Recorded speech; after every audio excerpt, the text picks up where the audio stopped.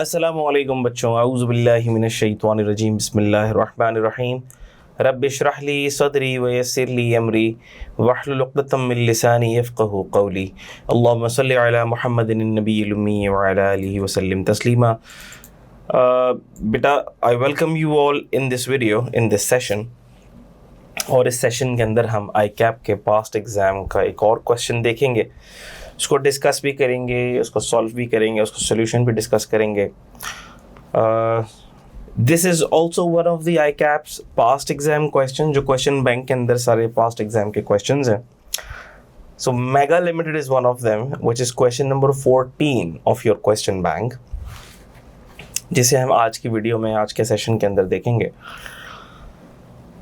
Numerical question है, computational question है।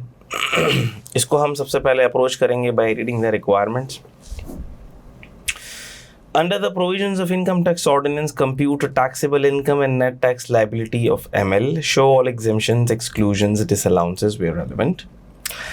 Based on the computation of tax liability in A above, briefly explain whether the advance tax paid quarterly by ML under Section 47 could result in any further tax liability. Advance tax जो quarterly pay हो रहा है, क्या उसके अलावा कोई further tax liability बनती है या नहीं बनती है, वो हमें बताना है। चलो, so let's start by reading this question. Mega Limited, an unlisted public company,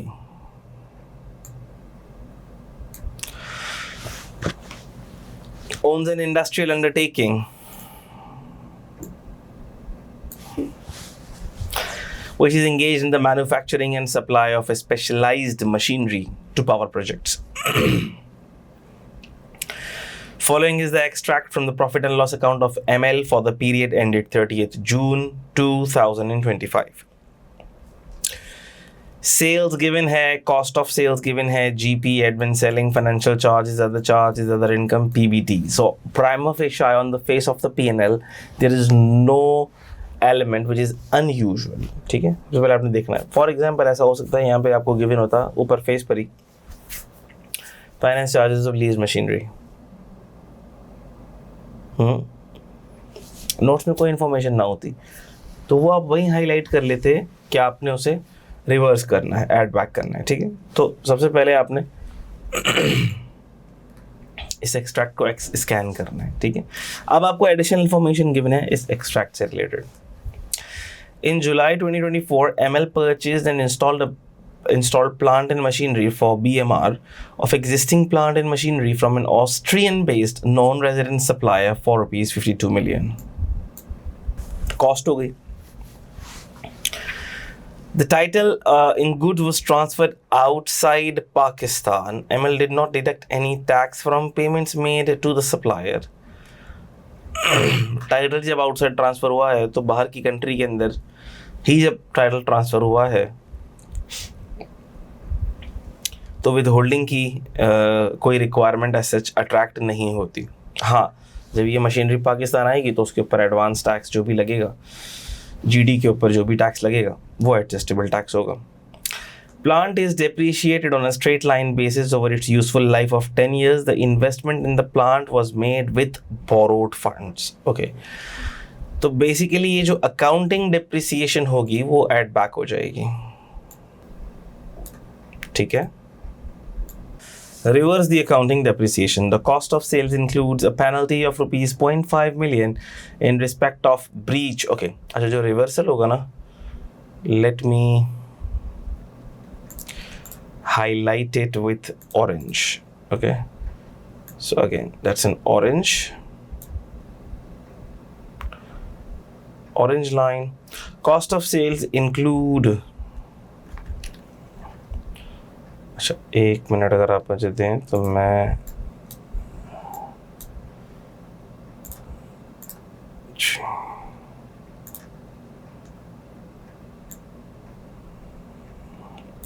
orange line means ये हमें ऐड बैक करना है। Cost of sales includes a penalty of 0.5 million in respect of breach of custom regulations. ये non compliance for violation of law की penalty है, तो ये भी हमें रिवर्स करनी पड़ेगी। Administrative expense includes 4.8 million paid against purchase of industrial software having a useful life of 3 years, and rupees 5 million paid in cash for electricity expenses. The software was installed and used with effect from 1st of August 2004. अच्छा भाई, तो होगा ये कि ये जो admin expenses ये वाले जो हैं ये ऐड बैक हो जाएंगे और अमोर्टाइजेशन इसकी डेज की बेसिस के ऊपर अलाउबल होगी.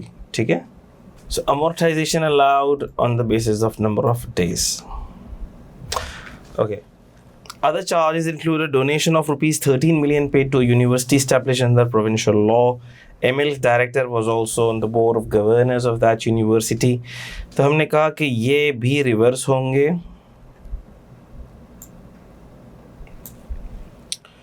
ठीक है, और इस केस के अंदर भी क्या मिलेगा, tax credit will be allowed. ठीक है, इसको भी मैं डिलीट कर दूं, फॉन्ट काफ़ी बड़ा है.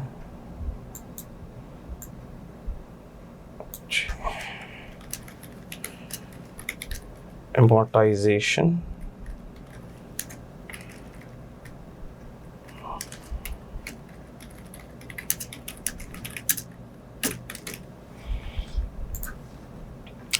अच्छा भाई. Other income includes the following: an amount of 27 million earned from consultancy service provided to the UAE government. The gross receipts from such services were rupees 90 million. No tax was paid by the company in UAE on such income. ठीक है. A royalty of 50 million which was received from Solar PT Limited, a company based in Singapore, for providing scientific and commercial knowledge under an agreement. Withholding tax of 10 million was deducted by Solar PT from such payment. This amount is included in other charges. अच्छा भाई, तो हम ये कह सकते हैं कि ये दोनों के दोनों इनकम ये रिवर्स हो जाएंगी. अच्छा भाई, अलाउ क्या होगा, हमने कहा कि ये FTR इनकम है, फॉरेन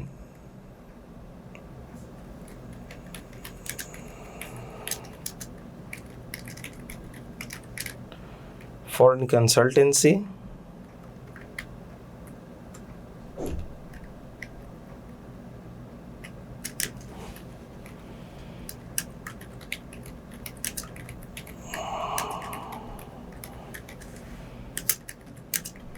ये FTR में जाएंगी और नो TC विल बी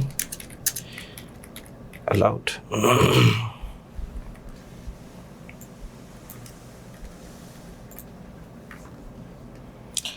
अच्छा भाई,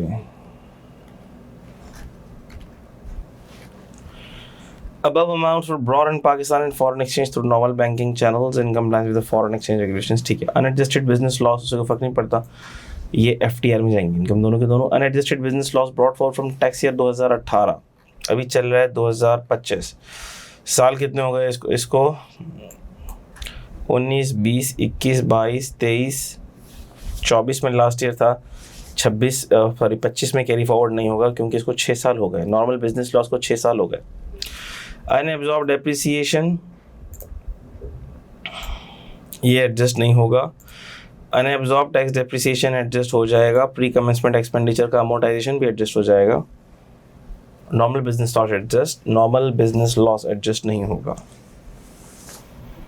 Assume that tax depreciation on all assets acquired before. Okay, अच्छा ठीक हो गई. तो ये हमने सीधा इसकी सारी एडजस्टमेंट्स डिस्कस कर ली.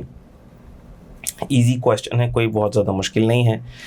हम इसकी पहले देखते हैं आंसर डीब्रीफ. ये वही बातें हैं जो मैं आपको बता चुका, उसी को मैंने भी डीब्रीफ के अंदर मेंशन कर दिया है ब्रीफली, कि अकाउंटिंग डेप्रिसिएशन को आपने ऐड बैक करना है, टैक्स डेप्रिसिएशन को मशीनरी के ऊपर कैलकुलेट करना है, पेनल्टी डिसअलाउ हो जाएगी, इंडस्ट्रियल सॉफ्टवेयर की कॉस्ट ऐड बैक होगी, उसका अमोर्टाइजेशन अलाउ होगा.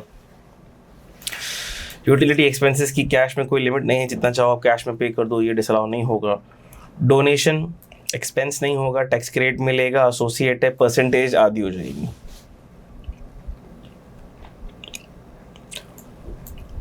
और foreign tax paid on royalty desired by related income is under FTR, ठीक है, यानी फॉरेन इनकम, ठीक है, फॉरेन टैक्स का अगर उसने कोई बेनिफिट लिया है, ये रहा,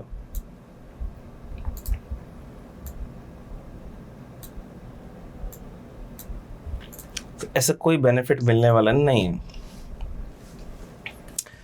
admissible expenses, initial allowance, tax depreciation, tax amortisation, income मैंने आपको बता दिया, कंसल्टेंसी वाली भी, एक्सपोर्ट ऑफ सर्विसेज और रॉयल्टी, फॉरेन सोर्स रॉयल्टी, दोनों FTR में जाएंगी। ब्रॉड फॉरवर्ड लॉसेस की भी मैंने आपको बात बता दी। टैक्सेबल इनकम कंप्यूट करेंगे, कॉर्पोरेट टैक्स रेट आपको पता है, मिनिमम टैक्स भी लगेगा, ACT और बाकी सारी चीज़ें हम देखते हैं। हाउ थिंग्स विल प्रोग्रेस तो मैंने इसको आप लोगों के लिए एक्सेल शीट के ऊपर मैंने इसको, अच्छा आई होप कि आपको नज़र आ रहा होगा। अच्छा, income from business, accounting PBT से आपकी कहानी स्टार्ट होगी। उसके बाद सारे के सारे इन एडमिसिबल एक्सपेंसेस वो आप ऐड बैक कर देंगे। अकाउंटिंग डेप्रिसिएशन आपने ऐड बैक कर दिया, पेनल्टी ऐड बैक कर दिया आपने,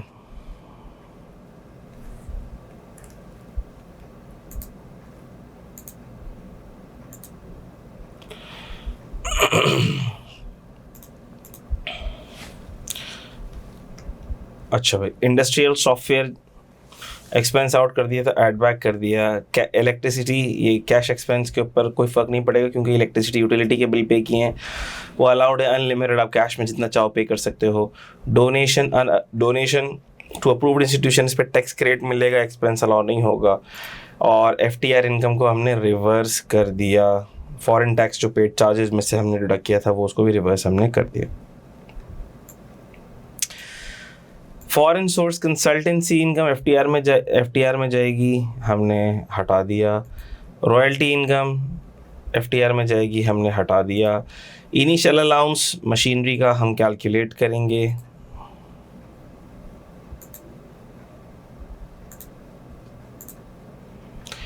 ठीक है, हमने लेस कर दिया कैलकुलेट करके। Tax depreciation on new plant भी लेस कर दिया, अमोर्टाइजेशन भी डेज की बेसिस पर हमने लेस कर दी, ठीक। अभी तक कहानी बहुत सिंपल चल रही है, वो इसी इंटर वाले सवाल की तरह।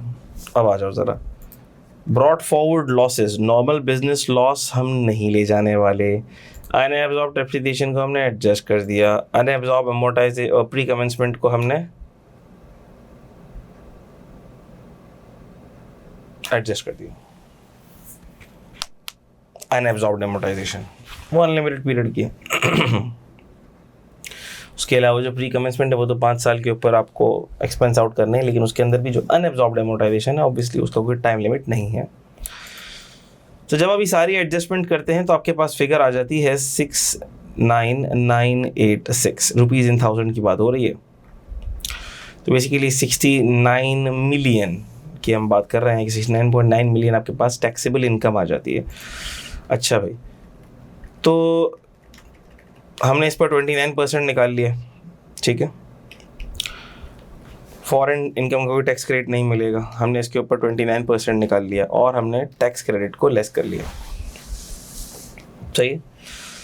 20% कंपनी के लिए आमतौर पर लिमिट होती है, लेकिन एसोसिएट, डोनेशन टू एसोसिएट में लिमिट आधी हो जाती है, तो वहाँ हमने यहाँ पे टैक्स क्रेडिट कंप्यूट कर लिया। अच्छा भाई, टैक्स आफ्टर टैक्स क्रेडिट आ गया आपके पास कितना, 18,266, सही है। ये आपके पास ए आ गई 29% वाली लाइबिलिटी। अच्छा, फिर आपके पास मिनिमम टैक्स ऑन टर्नओवर आ गया 1.25% ऑफ द टर्नओवर इज 13,750, ठीक है। ए और बी में से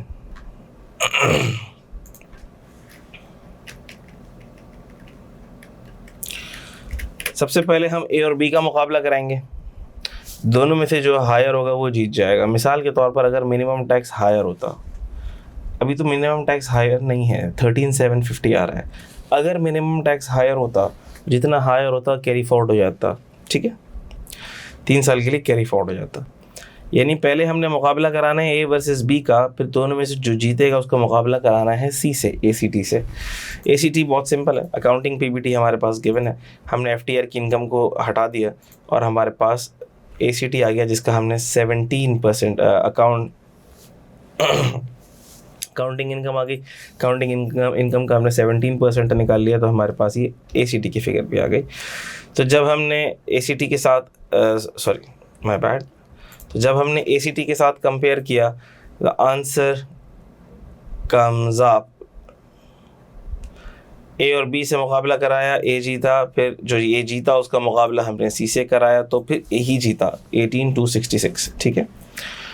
अच्छा भाई, फिर उसमें हमने FTR का टैक्स ऐड कर दिया, और फिर जितने भी एडवांस टैक्सेस थे 147 का भी, इंपोर्ट ऑफ रॉ मटेरियल का भी, import of plant and machinery का भी, टैक्स डिडक्टेड ऑन POD भी, वो सारा के सारा हमने एडजस्ट कर लिया, ठीक है। और हमारे पास नेट टैक्स लायबिलिटी आ गई। अच्छा, further liability on advance tax भी निकालेंगे हम, रिक्वायरमेंट थी पार्ट बी वाली। तो देखो टोटल टैक्स पेबल कितना था, 19,666 था, चेक कर लो, 19,666 है। अच्छा, 90% ऑफ दिस कितना बना, 17,700। रिक्वायरमेंट है कि 19% तक पे हो जाओ, 90% तक तो पे होना चाहिए, उससे शॉर्टफॉल होगा तो फिर मसले मसाइल होंगे। और टोटल आपने एडवांस टैक्स पे कितना किया, 6,865। शॉर्टफॉल कितना है, 10,835 का शॉर्टफॉल है। तो इस पर लगेगा आपके पास डिफ़ॉल्ट सरचार्ज। तो ये इजी कंप्यूटेशन थी, क्वेश्चन भी इजी था, टिपिकल बिजनेस इनकम क्वेश्चन था, one of the past exam question था, जिससे आपको पता लगा कि normal tax, minimum tax, ACT, how are they going to interact with each other? This was an easy question, a warm-up type question, easy question था ये, but exam type question, ठीक है बेटा। So I hope it's crystal clear to all of you. इंशाल्लाह next video में किसी next question के साथ इंशाल्लाह ताला आपसे डिस्कस करते हैं। Thank you so very much, take care a lot, may Allah bless you all, Allah हाफिज़।